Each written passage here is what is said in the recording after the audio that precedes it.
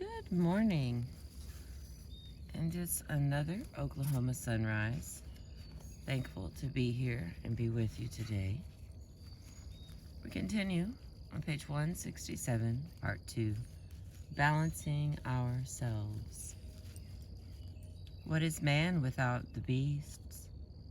If all the beasts were gone, man would die from a great loneliness of spirit. For whatever happens to the beasts also happens to the man. Chief Seattle.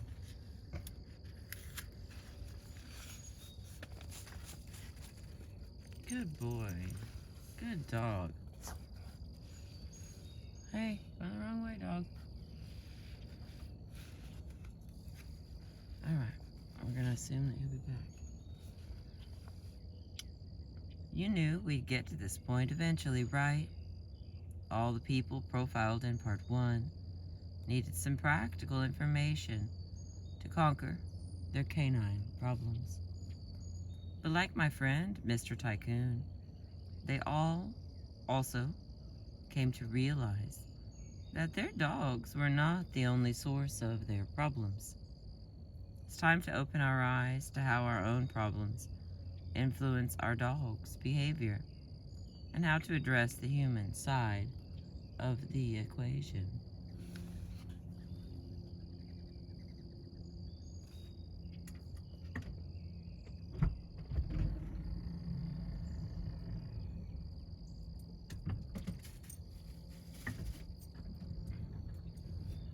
Thank you, baby.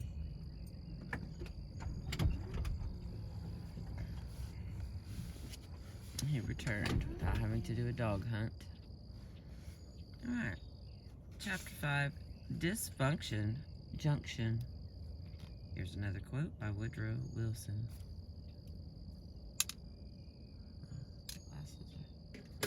Glasses are full of tears. If a dog will not come to you after having looked you in the face, you should go home and examine your conscience. What? There it was again. That sound. That terrible hissing, whirring, grating sound. It was coming from the garage, and as usual, Lori knew exactly what was going to happen. She braced herself and waited. Let's see.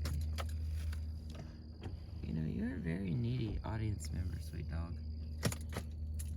You need water and food and attaboys. Alright. I'm a little distracted this morning. Yesterday was a big day. Thank you for being with me. I appreciate you.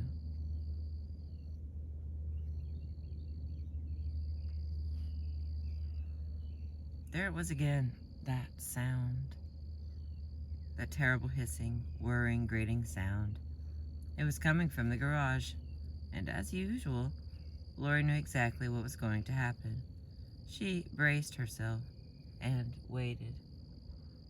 Sure enough, Genoa, Lori's 9-year-old golden retriever, came dashing out of the bedroom where she had been napping. Lori's usually sweet, docile dog started tearing around the room in a panic, hiding behind furniture, whimpering. Lori went over to comfort her. "You hate that air compressor, don't you?" Lori whispered in a low, soothing voice. But Lori's petting had absolutely no effect on the trembling dog. Lori sighed and shook her head. Genoa was having another of what her husband Dan called panic attacks. First category: unstable owners, unstable dogs. When husband and wife Lori and Dan adopted Genoa, they found she was as near to perfect as any dog could get. She was the classic golden retriever, with a Hollywood elegant coat and a loving loyalty that put Lassie to shame. Genoa was super affectionate and obedient, and she even ran out in the morning to the curb and retrieved the morning paper. Lori and Dan had their dream dog. They couldn't imagine their family without her. But there was just one thing. For the past 9 years, ever since the children had grown, Dan had developed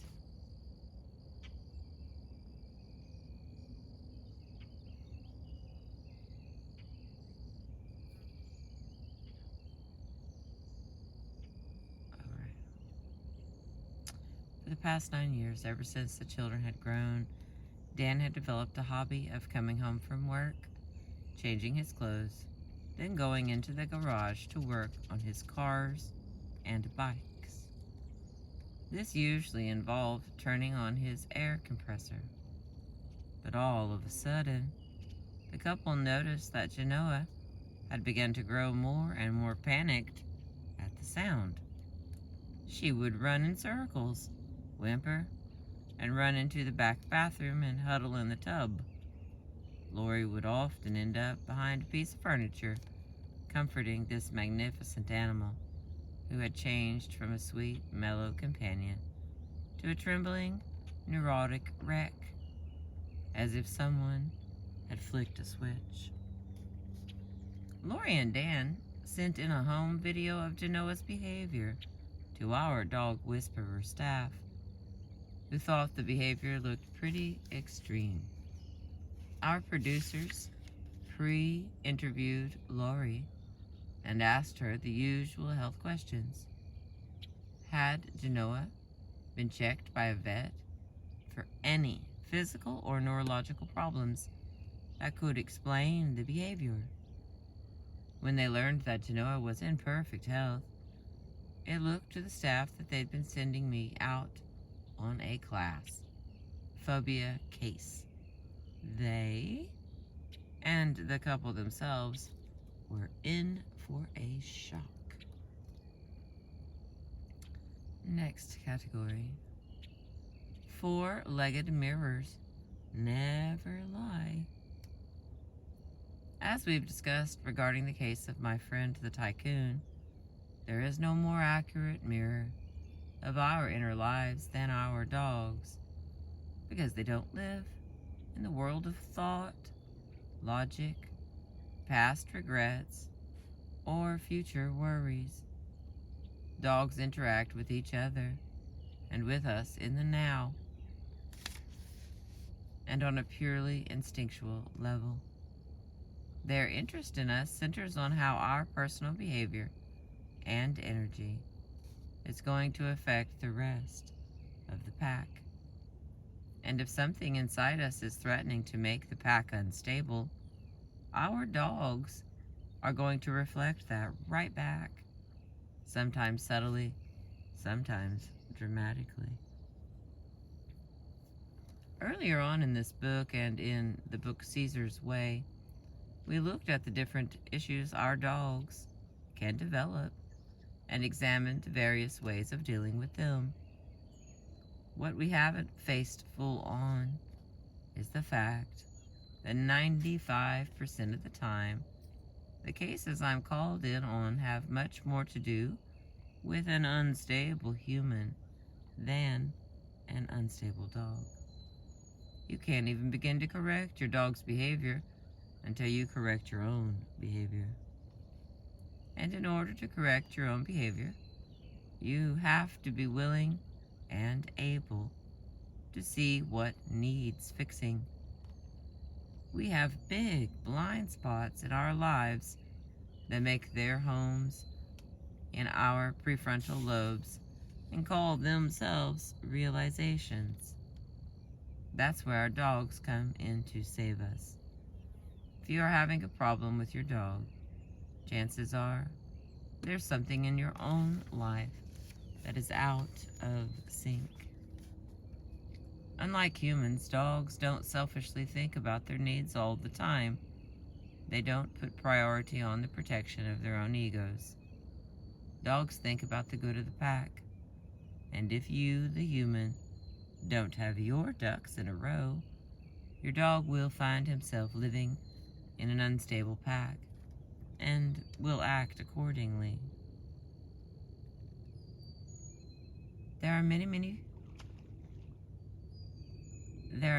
ways through which our dogs sense our emotional states. One way is through their incredibly powerful noses.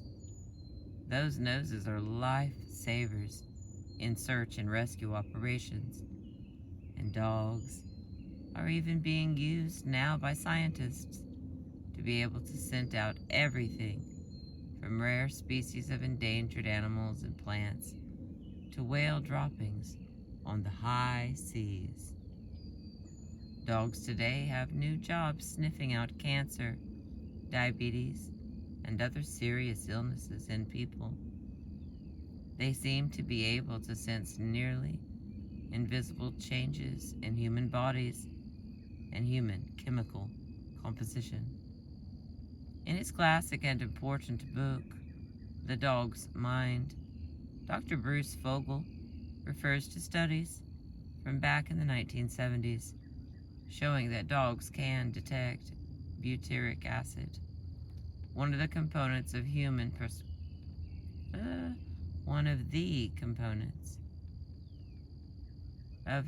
perspiration, at up to 1,000,000 times lower concentration than we can. How do police lie detectors work? By electronically measuring increases in human perspiration. This is only one of the ways that your dog is your four-legged lie detector. In the book Emotional Intelligence, Daniel Goleman reminds us that 90% or more of any emotional message is nonverbal. We are constantly transmitting signals through our body language, faces, and our body chemistry. Signals that our dogs find relatively simple to read. Although we humans place the highest worth on what we say with our words, all animals communicate using nonverbal cues. Many of these messages we send are automatic. We don't even know we're doing it. And according to Alan and Barbara Peace, in the book, The Definitive Book of Body Language, human body language is almost impossible to fake because the observer, animal or human, which is also an animal, will instinctively notice that all the gestures will not be congruent, especially with what the subject pretends to be communicating. For example, open palms are associated with honesty, but when the faker holds his palms out and smiles at you as he tells a lie, his micro gestures give him away. His pupils may contract, one eyebrow may lift, or the corner of his mouth may twitch, and these signals contradict the open palm gesture and sincere smile.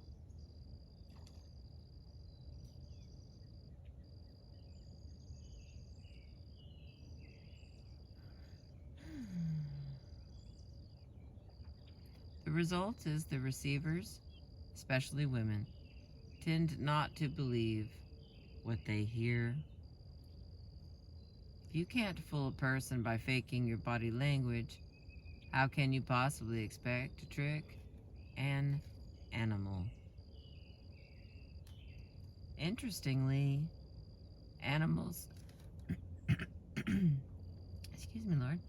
Interestingly, animals can and do trick each other at times.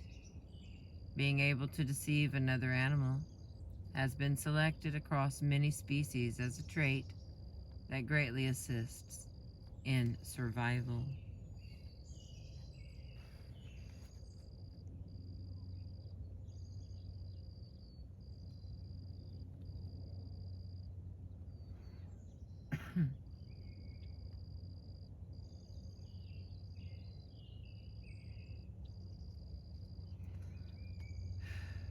Interestingly, animals can and do trick each other at times. Being able to deceive another animal has been selected across many species excuse me, as a trait that greatly assists in survival.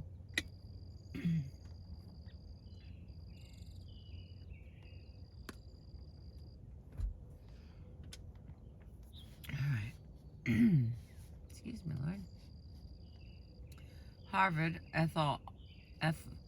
ethologist Mark D. Hauser gives many examples of deception in the animal kingdom in Wild Minds, such as a bird in the rainforest of Peru that uses false alarms to distract competitors away from food in order to claim it. Mantis shrimp that pretend to be tough during their vulnerable molting periods. Nesting plovers that fake injury in order to lure predators away from their nests.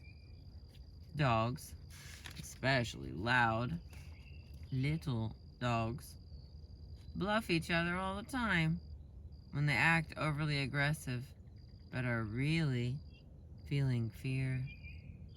The question is, do animals lie intentionally? Or are these simply survival techniques? Hauser writes that nature has evolved a built-in honesty policy, where most of the time, what you see is what you get in the animal kingdom. But animals clearly read below each other's surfaces. In their book on body language, the Pieces describe an experiment where researchers tried to trick dominant birds into believing submissive birds were also dominant. In many bird species, the more dominant a bird is, the darker its plumage will be. Darker colored birds are the first in line for food and mates. The scientists dyed some weaker, more submissive birds darker to see if they could visually lie to the real dominants. They couldn't, because the liars are still displaying the weak, submissive body language and energy. In a later test, the researchers injected the liar birds with testosterone, which made them display dominance in their body actions. This time they completely fooled the real dominant bird. Although most of my clients are not consciously trying to deceive their animals or the other humans in their lives, they often go about their lives totally unaware of their own true emotional states. Because we humans have the amazing power to rationalize, we can find excuses for all sorts of behavior that would be unacceptable in the natural world. The miracle of dogs is they are four-legged mirrors. And when it comes to us, they never lie. I try to teach my clients how to see their own dysfunction in the mirror of their dog's behavior.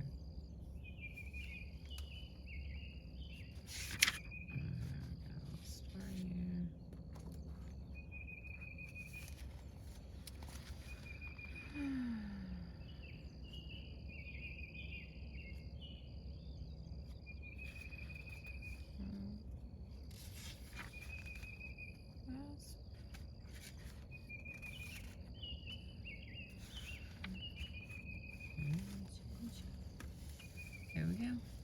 Genoa's Nightmare, page 174. Lori and Dan turned out to be a fit, very youthful-looking couple in their 40s. When I arrived at their cozy home, we sat down in the backyard, and Genoa curled up at my feet. When they described to me her extreme behaviors and what they thought was her phobia, I sensed an inconsistency there. Genoa's energy was perfectly calm, relaxed. In fact, she seemed totally balanced. The instability must have been coming from somewhere else. But where? It came to me the moment I asked the couple about when the behaviors happen. Dan said, "It's only when I turn on the air compressor." At that moment, a fleeting expression passed across Lori's face. A little eye roll, a little dip of her mouth. Just like that. Talk about body language never lying. Lately it happens even if he just goes into the garage, and he's been going out there a lot lately. I laughed at the way Lori had said a lot. That, to me, was a conversation Lori was trying to have with her husband. The conversation was internal, but to me it was crystal clear. To me it said, "I've been trying to tell you this for a long, long time. I totally hate it when you spend time in the garage. I'm obviously not a human psychologist, and I am certainly not a marriage counselor. But as it happens, most of the time my work tends to involve starting with the humans and working backward to the dog." As politely as I could, I asked Lori how she felt when Dan went into the garage. She hesitated, because now she couldn't be passive-aggressive about it anymore. She had to be honest. She finally admitted that yes, she resented it when Dan had been at work all day and then came home and spent more time in there than with her. Wow. There it was in a nutshell. Lori was furious about her husband working in the garage every night. It was so simple. Her husband, who hadn't picked up the signals at all, began laughing nervously. But Lori got it right away. "You mean she's getting it from me?" she gasped. "That's right," I replied. It was a classic triangle situation. The wife was hiding her feelings of hurt, resentment, frustration, and anger. Her husband was ignoring her to go work with that bicycle, and every time she heard the compressor, it just intensified the feeling. The garage and the compressor had become Lori's rivals, competing for her husband's attention. She was having an angry conversation in her head every time the husband went into the garage, and Genoa was listening to that inner conversation. Lori was eventually going to explode, but for 9 years, she had managed to keep her feelings inside her. But the dog, which could only be honest about the feelings, had exploded a long time ago. The compressor was just the tipping point for Genoa, the trigger, the thing that came to signify the moment when all those angry, tense, negative emotions would surface in the house. And like a child whose parents are always fighting, poor Genoa was so overwhelmed by Lori's toxic feelings, she would have to run and hide.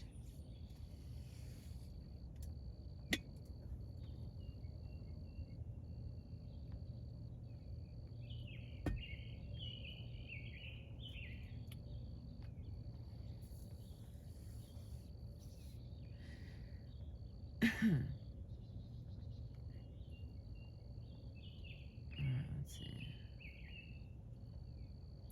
The compressor had become Lori's rivals, competing for her husband's attention.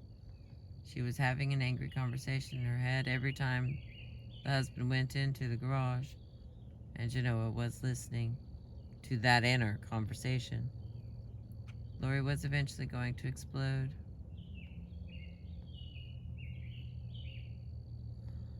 I don't know what I did wrong here.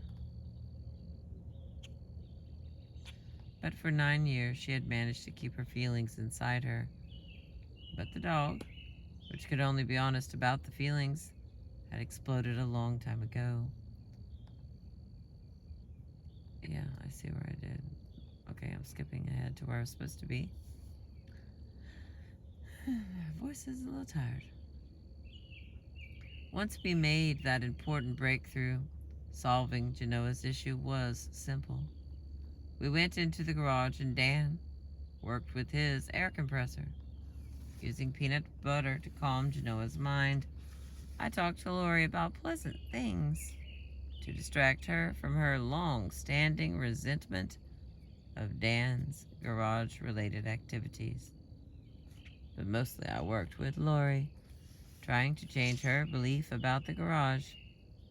Even though the verbal conversation was between Lori and me, Lori's changed energy went directly to Genoa. As we talked, I could feel Lori's tension beginning to melt away. She had finally gotten her terrible, angry secret off her chest. Her husband was finally listening to her, and she was clearly very relieved. And at the moment Lori changed her feelings about the garage, Genoa changed a perfect mirror. The whole exercise took only 16 minutes before Genoa was completely relaxed. Then the three of us discussed ways Dan could reach out and incorporate Lori into his activities in the garage to make it a pleasant place for both of them.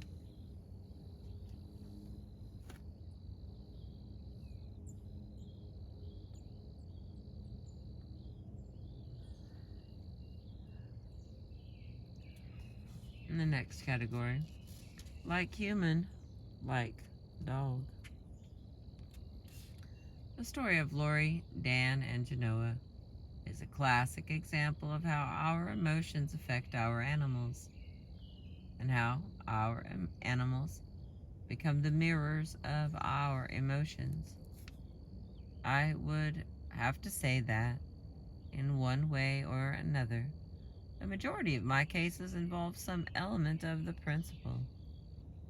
Though the people I work with deeply love their dogs and truly want the best for them, time and again, that they are avoiding or are unaware of. It's like a boss blaming his employees for being unsure of themselves, when at the same time, he's constantly finding fault with them. You can't have it both ways before. Like Lori and Dan, we all need to look inside ourselves before we can fix our unstable dogs. And we can't do anything at all until we admit there is a problem.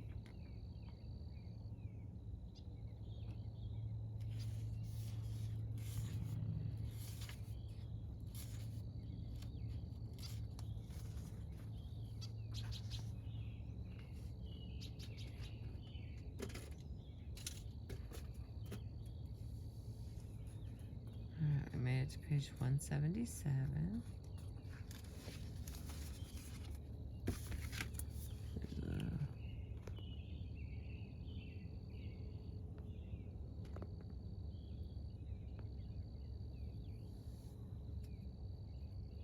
Thank you for being with me. I appreciate you. Please remember to like, subscribe, and share. I will see you later.